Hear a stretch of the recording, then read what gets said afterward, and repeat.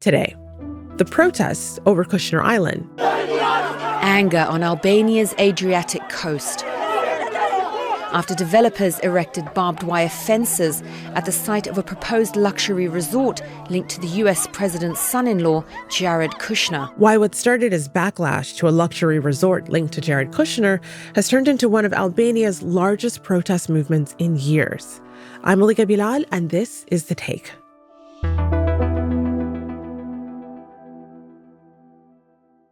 Hey everyone, before we go on with today's show, remember to leave us a comment telling us what you think about this episode and what stories you want us to do next.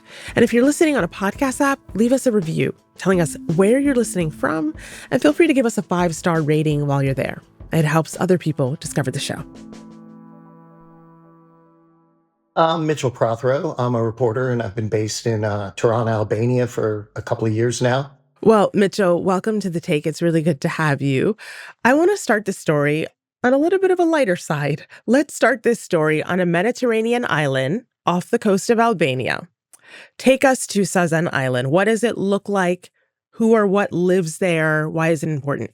Sazan Island is in the Mediterranean Adriatic region. It did have a strategic value in the 40s and 50s. So it was turned into, first a Soviet military base and submarine base. I guess they were planning to close the Adriatic in case of World War III. And then after the split between Stalin and the Albanian communist regime, it was fortified by the Albanians and just sort of left as a giant military base stuck about an hour off the city of Lore. It's covered in bunkers. It's been prepared for an invasion that never arrived. And honestly, it would be nearly impossible to do because 90% or more of the island is almost sheer rock face going straight into the ocean. For the longest time, it was a closed military zone. It's got this sort of mystique, almost Bond villain-esque type reputation, to the Albanians, because they weren't even allowed to speak of it. You couldn't visit it. Wow. It was a very oppressive communist regime. Huh. And, after the regime fell in 1991-ish, and, it slowly became kind of like, what the hell's been going on out there this whole time? And about 10 years ago, they had demined it enough that they finally just said, okay, people can start coming to it. And, but people then got sort of fascinated by it because they, had been forbidden zone for 50 years. Even going back to the Ottoman, it's got a history of it was a pirate cove. The Pirate Cove, we've got the Bond Island. You were painting a very vivid picture for me. It's quite a place. Have you been? Oh, yeah. What was your impression? It's beautiful. I mean, originally when the project from Affinity and Jared Kushner was announced, the primary focus was on the island. And so I went to see, okay, this island, they want to buy it. They want to build a resort on it. What's going on? I got somebody to take me out there so I could walk around. And it was really perplexing. Because as pretty as it is, there's no water source. It's impermanently tough terrain. It's a granite rock in the middle of the ocean. And it's covered in bunkers and minefields and barbed wire and things like that. And there's a little 100 meters of crappy beach. Like I said, it's really beautiful and the views of the ocean are amazing. I can see why somebody might fall in love with it, as a resort until you start getting into the practical aspects of it. Right. Well, the somebody that fell in love with it saw it from a boat. Yes. So you mentioned Affinity Partners, which is the U.S. investment firm that was formed by Jared Kushner, Donald Trump's son-in-law, in 2021. And now this island that people used to not be able to talk about, it's now what we're all talking about. And it's become known as Kushner Island. And I got to say, as it goes with private islands these days, having your name tied to one is not a good thing for public opinion. So walk us through why President Donald Trump's son-in-law is backing a multi-billion-dollar development project. How did this project come about? Well, originally, when Trump left, Kushner had been on his way out and really wanted to get back into, his family's deep into real estate development in the U.S. And he had made a lot of contacts in the Gulf region through the Abraham Accords and, just working as unofficial diplomat who's, if we remember that era, Jared had been put in charge of almost everything at some point, he was the guy, and still to this day, Ukraine, Iran, still negotiating in Gaza. And so he built a lot of connections. And obviously in the Gulf, the Saudis particularly, they like to do business with families. And I think that they saw, this is a guy, son-in-law of the president of the United States. And, they backed this fund and gave him a couple of $2 billion. And so they started pursuing different deals. And I guess the origin myth that we have for Sazan and the other development, which I think we should, we'll get to, is much more viable and is actually the more controversial side that's on the mainland across from Sazan. We have this scene of Jared and Ivanka Trump on this yacht. They see this beautiful, and to their credit, Albanian coastline is absolutely stunning. So you can see why somebody would think, I should put $1 billion resort here. Then we're told Ivanka, barefoot climbed to the top of the mountain in Sazan. And I really hope that's not true and that she's talking about being on the mainland. So let me just explain for our audience who hasn't seen this clip or heard this clip. She was explaining how they were on this yacht. Although I have to say, aside, it's not just any yacht. It is a mega yacht, big enough to be a city. And she says in this podcast interview that she and her husband discovered the site by accident. An unbelievable, beautiful 1,400-hectare private island in the middle of the Mediterranean. We were on a friend's boat, and we stopped for a swim. Effectively, that's how we found it. We swam to the island. We went on a hike, barefoot all the way up to the top, and we were just captivated. And it stayed with us ever since. I suspect she was probably on the mainland and walking around because it is beautiful and beachy and does not have landmines or poisonous vipers. There's logistical issues. And even going back to, I interviewed some guys who had been conscript soldiers on the island, and they told me literally everything has to be brought in. Down from drinking water, all their food, it would come in by boat. They said the water was always terrible because it'd come in tanks, so the plans for the resort on Sazan are incredibly elite, and it's being developed by a company that, they do really high-end development in tiny places in some of the most exotic locations in the world. So you're talking only the richest of the rich go to these places. And so maybe on some level I could see it, if you're paying $5,000 a night, then they can afford to probably bring in sushi and drinking water and, all this stuff, and then bring out all the waste. But I'm not sure what you would do on the island because there's only 100 meters of beach. I refer to it more than it would make a great Bond lair. But I think it really reminds me of a Call of Duty map. You'd play a first-person shooter video game on it. And if they were saying, okay, we're going to play paintball or train special forces, I could see that, but I just don't know why you would pay $5,000 a night for a bungalow on a sheer rock face and you can't really even swim. Excellent question. So it's one that the government doesn't seem to be as concerned with. Albania's government says this is exactly the kind of investment that the country needs.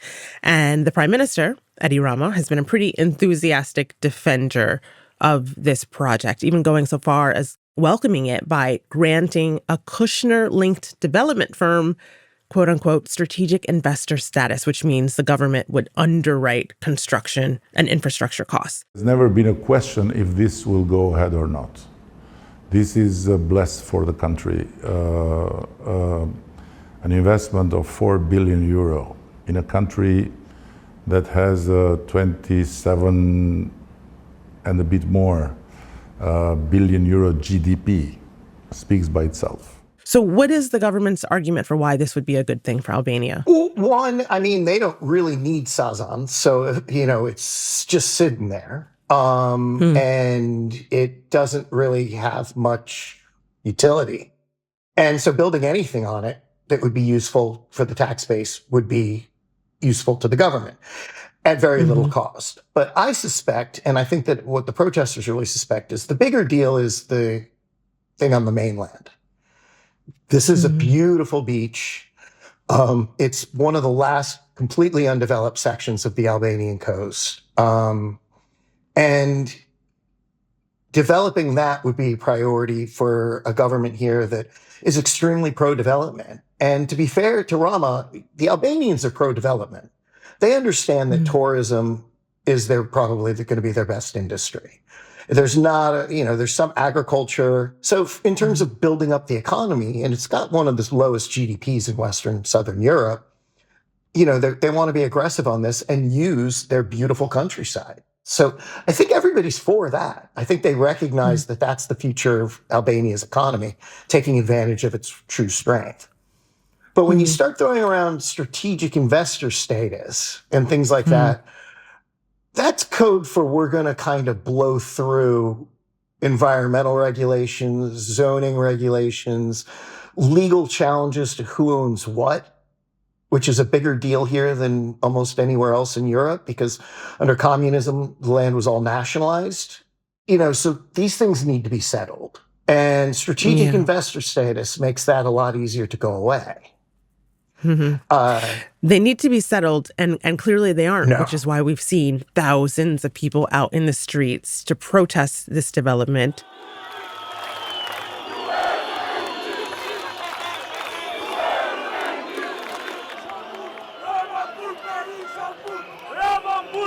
We will go on with protests. Today, more people are seeing the site. We will keep on promoting it. This is a place that cannot be left aside, and everybody who sees it loves it. Many of them are carrying these pink flamingos, which has become like a symbol of the protest and of this project, because flamingos are, this is known to be one of their natural habitats. So if the government sees this as opportunity and is pro-development, why are we seeing these massive protests? What are the people saying? Okay, so what's happened is Albanians, they've been relatively supportive of Rama as a prime minister. He's been in for 13 years. He speaks a bunch of languages. He runs in very elite political and diplomatic circles. He's, at famous weddings, friends with, in Brussels. He's treated like a peer. And that's important to a little country like Albania, particularly when they're trying to get EU status, hopefully by 2030. And Rama's been seen as that's going to be his legacy. That's his primary focus. And people are generally supportive of that. But he's turned increasingly autocratic in the way that they've pursued that. Albania's got two political parties. One of them is the minority, the opposition, who've been trying to lead the protests, but they don't really get much traction because everybody knows they're probably even more corrupt. And that is everybody knowing that Rama is also, considered easily influenced by powerful interests, oligarchs, and things like that. And he sits atop of, a system of patronage, which political parties you belong to and who you're nice to has a lot to do with jobs that you can get in the public service, universities, stuff like that. And at the same time, it's very obvious that a handful of really powerful, almost feudalistic families here control so much of the economy. And those are the people that are going to benefit the most from this project. So when it started getting rammed through with very little discussion, the environmental stuff was skipped over. It is a protected wetlands on the coast. It's a flamingo breeding ground. They're a protected species, monk seal habitat. Everybody loves seals, and hundreds of different bird species. And as many of them as 70 of those species are protected.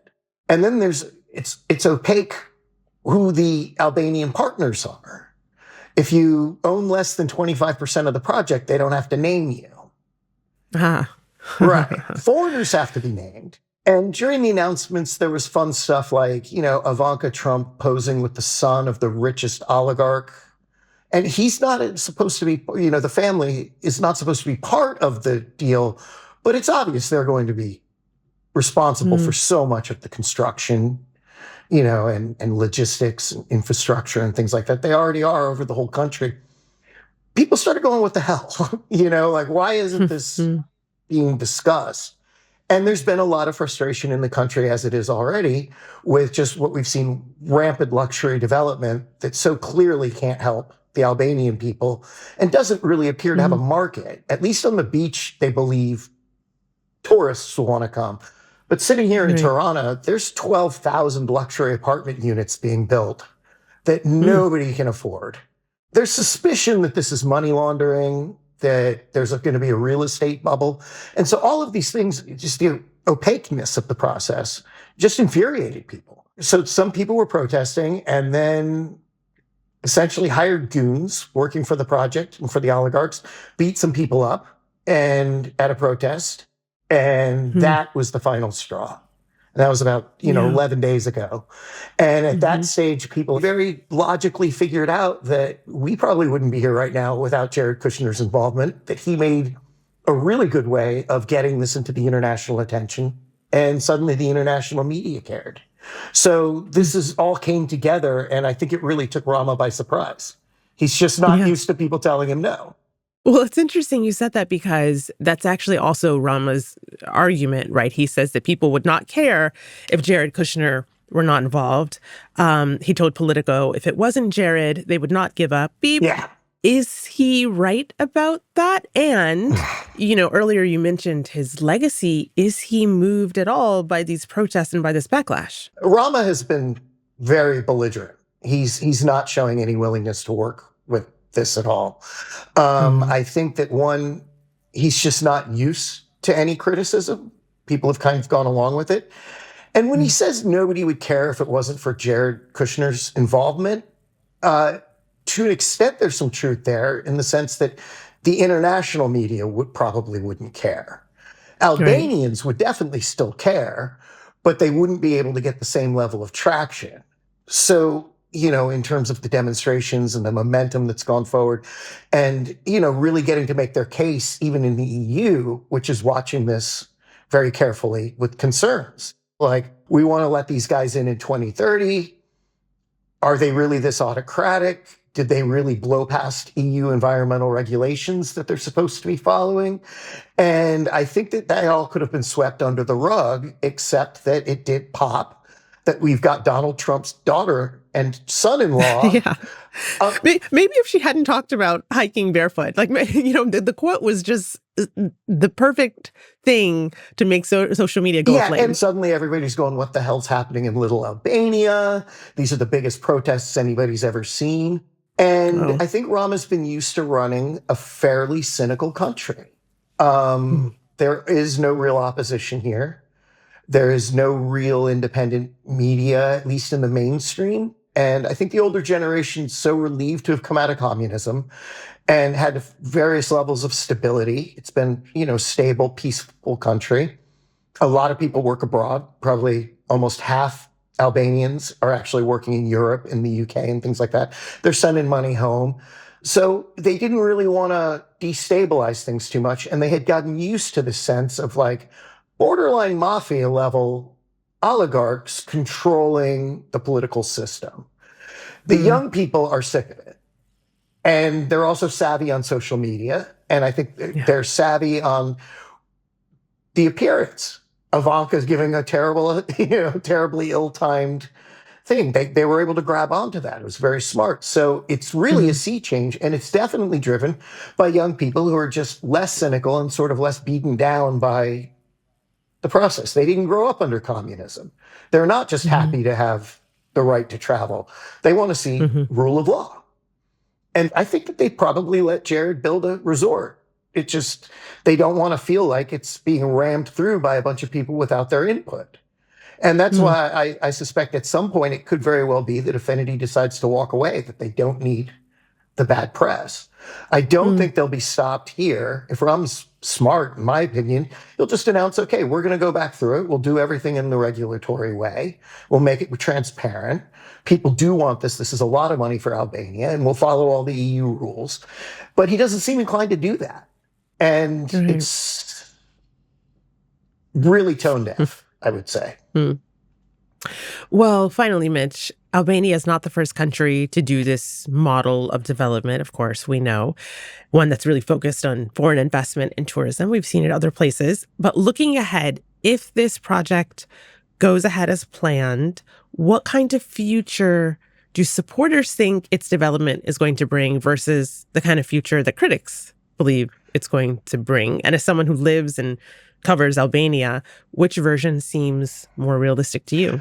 I think on some level, both sides understand that tourism is going to be the backbone of the economy here.